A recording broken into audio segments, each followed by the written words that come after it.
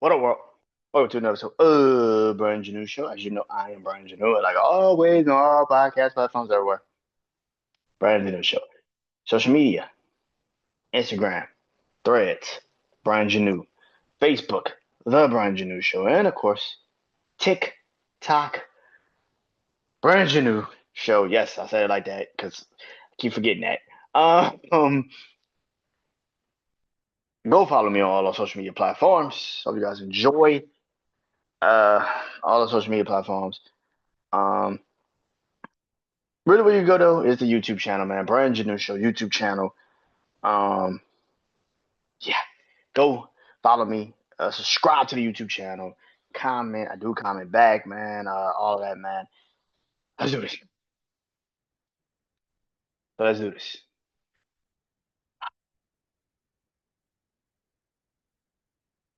Wrestling life. So last night I actually went to Monday Night Raw, and I'll talk about that in this. But that was fun. I enjoyed it very, very much. It was here in Houston, so I had to go see what was popping with wrestling. It was Monday Night Raw, man. I had to go see it. Had a ball, man. I actually had a chance to watch Stephanie Vaquer and Io Sky tear that motherfucker down. That shit was good. That women's tag team title match was also fucking amazing. The women is just killing it right now, man. I'm gonna be honest, man. The women are killing it right now. Even that triple threat tag team match was fucking crazy. That was a good ass triple threat match for the tag team titles. That was a really good fucking match. Um, yeah, I loved it, man. I thought it was an incredible Monday Night Raw. I loved it. It's awesome. Um, so let's get into it, man. Number one, the first thing I want to talk about is this.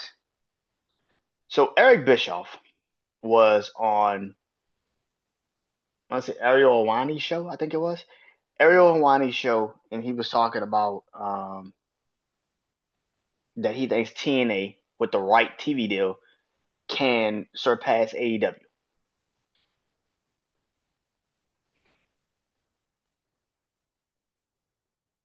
Listen, I did a rating review show on Slammiversary that I talk about that leads into what tonight's going to probably be like in NXT tonight or maybe in the next couple weeks. This is the thing. Do I think TNA can surpass AEW as the second biggest promotion on, in North America? Yes and no. And that's why I say yes and no. I say yes because the history of TNA. The history of TNA runs deep. And no matter what you want to say about TNA, people that are now at AEW worked at TNA. Samoa Joe, Christopher Daniels, uh, uh, Will Ospreay went to TNA a couple times and wrestled. Kenny Omega was literally the TNA champion. Christian Cage came out of retirement and won the TNA championship. There, Josh Alexander, who's now a part of AEW, Speedball Mike Bailey, Kevin Knight. There are a lot of wrestlers that have been in TNA that are now in AEW. But I think this is the reason why I say that the history of TNA is so rich because there's a lot of WWE superstars that also wrestled at TNA. You saw a prime example of that literally, literally.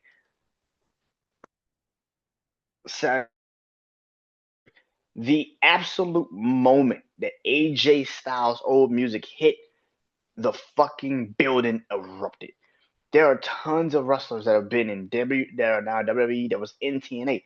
Imagine Bobby Roode, who is now a producer backstage. Petey Williams, who's a producer backstage at WWE. Imagine guys like that going back to help TNA with programming and helping them establish what they need to establish. That is a lot of things. And this partnership, as people don't want to realize and say, I get that people want to sit and say, and I talk about the bad, right? This is part of the bad, kind of, right? But the partnership with WWE for TNA has put new eyes on TNA that haven't been there since I was a child. It's been years since I've watched TNA television. It never piqued my interest, especially when 2015, 16 rolled around and they lost their Spike deal and all that other shit. It didn't pique anybody's interest like that. But since they have done this partnership with WWE, it is having an effect on them. The good side of TNA is yes, and I totally agree with Eric Bischoff. The right partnership to get them right where they need to be. What is that though? What is that outlook? I feel like if I was, I don't know if they would do it. This is more on the network than the actual program. If TNA takes to Tuesdays, I mean, NXT is on Tuesdays, TNA is on Thursdays on the CW. I can see it. It would help them. They could sign a deal with Fox Sports 1 and go back to Fox Sports 1 where they kind of started, that's how they started TNA. That's how I watched them when I was a child. I talked about this Sunday. The right deal can get them some look. I don't know. And yes, the W being in a partnership with WWE, you bet your ass WWE is having some effect on how TNA is now marketing themselves. Because now you have guys like AJ Styles. If they can get AJ Styles, what do you think people are going to also start saying? Well, if you got AJ Styles, Drew McIntyre wrestling in TNA, Cody Rhodes wrestling in TNA, uh, like I said, Bobby Roode wrestling in TNA, Petey Williams wrestling in TNA, Jordan Grace has been in TNA. There's a lot of crossover that a lot of people just don't understand that could still fucking happen. I am looking forward to seeing what this is. Now, the bad side of do I think TNA can surpass AEW? And that is no, I don't think they can as well. The reason why I say they can as well is because as much as WWE helps them, they also hurt them. Yes, the decision to keep the belt on Trick Williams and give their belt to Jordan JC Jane is a very bad decision. It's a stupid fucking decision. Why the fuck would you do that? Playing the long game is only gonna work if you don't turn off your fans. The first time we get a chance to see TNA, everybody's hyped about it. Everybody wants to watch it. Everybody wants to see it. Everybody wants to be a part of it. You give your belt to WWE. And no matter what people want to say, yeah, it's NXT, but in their minds, it's WWE coming to monopolize and take over TNA for their own selfish greed. And it's like, what the fuck? It's a partnership. Well, WWE's not giving TNA anything. It's like, oh my fucking god. So that does hurt you. You put your two main titles on WWE wrestlers. And yes, even though those two main titles are going to be seen on way different platforms. I mean, you realized last night on Netflix, Trick Williams is literally got the TNA championship over his shoulder. And he's talking about The Undertaker. That's a look that you don't get. Your TNA championship was at Wrestle fucking Mania. Yo, you got people that's probably like, who the fuck is this? Now, if you know who Trick is, but you're like, what title is that? Now you're like, wait, TNA? When the fuck did he become the TNA champion? Now you got people. There is a bad side to that. But there's also a very good side to that. Because, like I said, Trick Williams has the TNA championship on Monday Night Raw, which is WWE's flagship show. And he's carrying TNA's title on Monday Night Raw on Netflix. What? Talking about The Undertaker. One of the greatest wrestlers, one of the greatest characters in wrestling history. As much as you want to sit here and say that that's a bad thing, it is. I'm not going to sit up here. It is a creatively bad thing. Only if you can actually make the booking make sense. Like I said Sunday, I get the idea, which is to get Mike Santana a little bit more Mike Santana's only been there for what I think like a year. Nah, I think he debuted in like January. Nah, he might have been at like he's got to be closing in on a year. I get people that's like, just give him the belt. It makes sense. Give him the belt. Give him the belt. But it's like, I knew he wasn't gonna win in a triple threat match. Like it just doesn't make sense. That's the reason for why they put Joe Hendry in that match. It doesn't make sense. Which brings me to, do I think TNA can surpass AEW? I said yes and I said no. I lean more to the yes than the no. And the reason why I say yes and no, I lean more to the yes than I do the no. It has nothing to do with TNA. It has everything to do with AEW.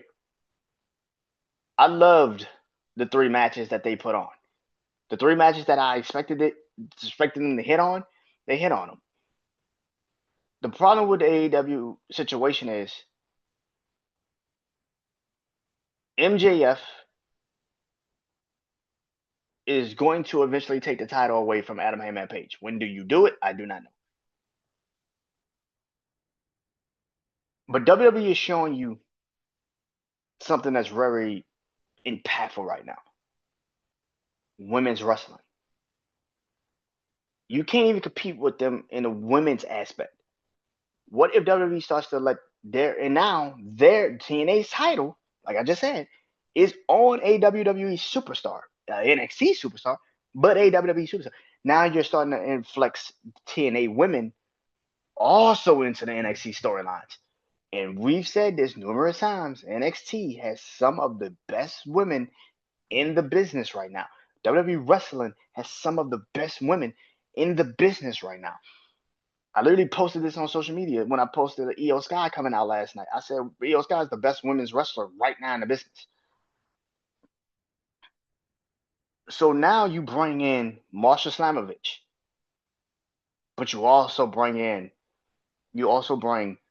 um you have the Iconics, which is the inspiration. They now come back to WWE. You now have you know As by Elegance and all of them coming to over now to WWE. You have now all of these different women that TNA. You got even as controversial as this shit sounds, Tessa Blanchard coming now into WWE. Now you're influxing all of these women to intertwine with each other. That shit is crazy. And then where the men division has been lacking in WWE, especially in NXT, particularly in NXT, you now bring in Mike Santana. You brought in Mike Santana and Joe Hendry, but now you're about to bring Leon Slater. Moose has been on NXT, and the system's been on NXT, but that all together, at some point, Mustafa Ali is going to go back there. At some point, Nick Nemeth and his brother is going to go to WWE. Now they're not going to go on WWE, more NXT, because Ryan and CM Punk just don't fuck with each other. But now you're having other discussions. Now you're bringing in other people, other situations. At some point, I'm assuming the Hardys and Team 3D are going to have a moment, but it also might be in NXT. This is why I say yes, TNA can surpass AEW because of the help of WWE. In this moment, it's very hard to see how WWE can help AEW. I mean, WWE can help TNA because you just lost both of your titles to fucking NXT superstars. And like I said, in this moment, it looks bad. It looks fucking terrible. It looks like, oh my God, what the fuck are they doing? But in a long haul, it will help them.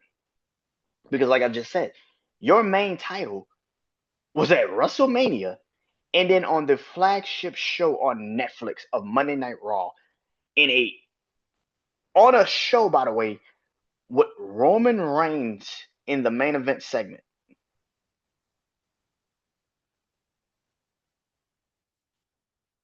That's why I say TNA can surpass AEW if they do this the right way. Which brings me to what I think could happen tonight. I wish I was at the show. I'm gonna be honest. I wish I was at the NXT show. I got to see Monday Night Raw. I'm cool.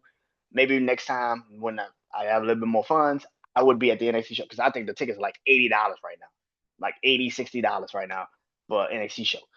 But I think TNA evades NXT. It doesn't make any sense to not do it. And if that is the case, Survivor Series weekend will be the perfect time to do a show in California, and it's WWE Invasion. Now, I don't know if you hold off that long because Bound for Glory is also in October. So I don't know if you do it that long, but I can see September. I can see September, which I don't think WWE has anything really planned in September. I gotta check the schedule. I don't really think they got the show in Perth, but that's in October. I don't think they have anything planned in September. I don't think PLE wise. You got Heat Wave, and then let's say, and I don't know because WWE they like to put shit on at the same time as AEW. And then they got Forbidden Door going on. You got Heat Wave and Forbidden Door on the same day. I can see them do an invasion angle and plan it into September, which I think AEW might have uh all out around that time. So so that month I can is that the plan WWE? And you have TNA versus TNA versus NXT invasion, and that's their invasion, and that's the PLE, and you can do it for a couple months because then it tells the right stories. It tells why Mike Santana is now the new leader of TNA, and Joe Hendry gives him that responsibility and say it's yours, take it. And then, like I said, I don't think you have Marsha Slamovich or whoever the woman you're thinking about giving the title back to in TNA for the knockouts. I don't know. You have the TNA knockout women's tag team titles you could go after for NXT, which I've been said NXT is the only brand that feels like you have that many women and you have no tag teams. Like what the fuck? Is that the plan? And I can see it. I don't know when All Out is in September for AEW, but I can fucking see that being the plan. I can see it. I can see WWE running the invasion angle up until September when All Out has to happen. And they do the All Out angle. I can see them doing the All Out angle in September. I can see them do the Invasion PLE in September. So when All Out is going on, they doing the Invasion PLE. I can see it. I can see it. It's right before Bound for Glory. You give Mike Santana the belt. I think JC Jane drops the belt before then. I don't think JC Jane is going to hold the belt that damn long. Like I said Sunday, I cannot see you having her have the belt. Excuse me. For that long. I can't see it. Maybe Heat Wave, August 24th, and she drops it right back to Marsha Slamovich. I don't know what you do with Trick at Heat Wave. Maybe it's another TNA. Maybe it's Moose. Moose is turning face. Maybe it's Moose. Maybe Moose is like, you know what? I can bring the belt back. Maybe you run him and Joe Hendry one more time before you give him and Mike Santana at the Invasion PLE. I can see it. I can see it. I think I can see it would depending on when All Out is for AEW, and I think it's like September 21st, some number like that. Right before Bound for Glory, Mike Santana beats Trick and gets the belt back for TNA in September. I can see it.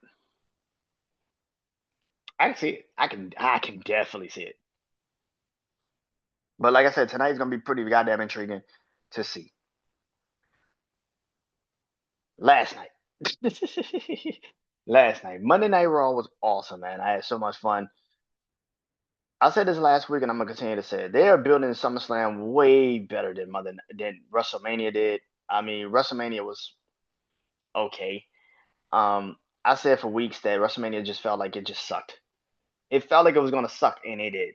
And it did. It just I said WrestleMania was gonna suck, and it did.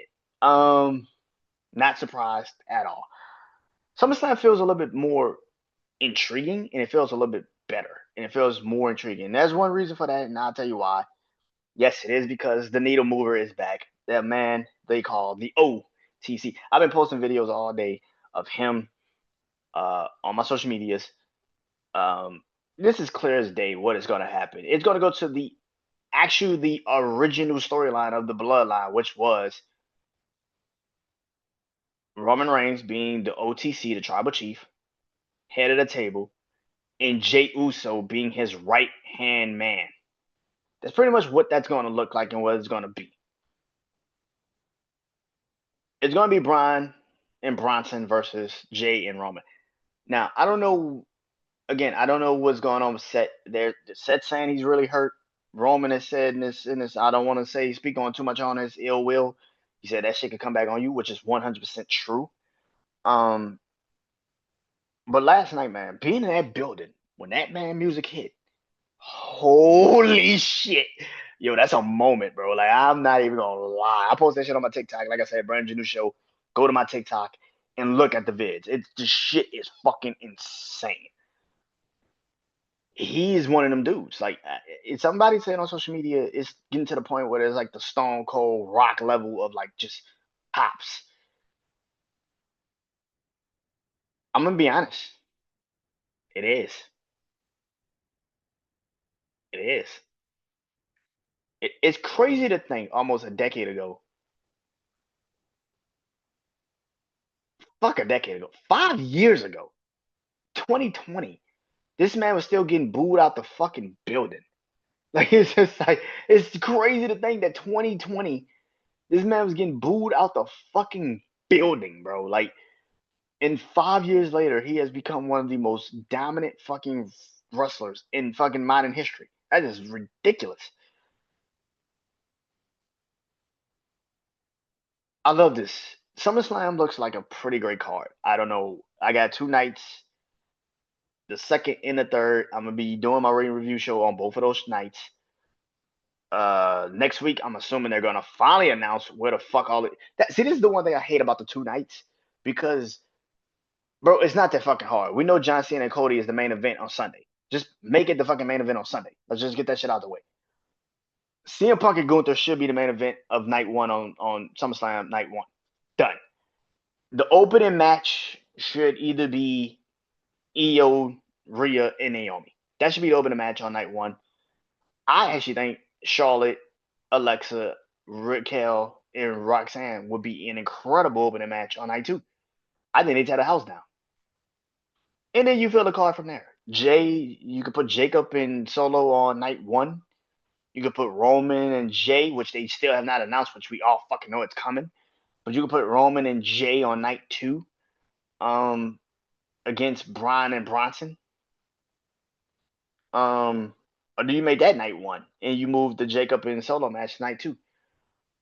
Becky and Bailey is gonna. I mean, Becky and Bailey. Lord, Becky and Laura is gonna be a great fucking match. I'm looking so forward to that match. I don't know. Julia does not have any challengers, and I hate that for her because Julia has nobody on SmackDown. You got Julia. Matter of fact, being on.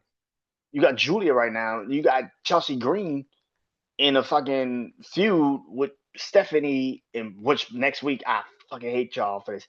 I got Io and Stephanie last night, so I'm great with it. But if you telling me next Monday, it's probably gonna be Rhea, Stephanie, and Io on a tag team match against Chelsea Green and the Secret Hervis. I hate y'all. I hate y'all. I need y'all to know that I hate y'all. I hate y'all. But I got to see Rhea, Stephanie, and Io in the same ring together. So I'll let y'all slide. I'll let y'all slide. I'll let y'all slide. But your AJ and Dime, which is gonna be great. Um, the fact that you're not having any tag team title matches on the card is kind of weird. I get it because WrestleMania that shit got demoralized. I ripped that shit to shreds for why you had a tag team title match with no interest. Nobody gave a single solitary fuck about the tag team title match. Nobody cared about their tag team title matches. That New Day versus War Warriors, they did, and last night was great. That fucking triple threat tag team title match. I said that when I opened up the show. That triple threat tag team title match was awesome, and I mean freaking incredible. But now LWO is getting a tag team title match, the tag team title match next.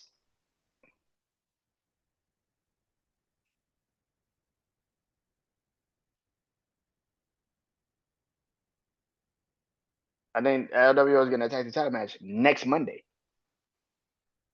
Andrade and Ray Phoenix again that tag team title match this Friday. It's like, what the fuck? I get it because the card right now feels like it's just too many things going on. But one of those, if I had to pick a tag team title match to be on the card, it'd probably be Andrade and Ray Phoenix versus the Y6. Why not? I think that's a way better tag team title match.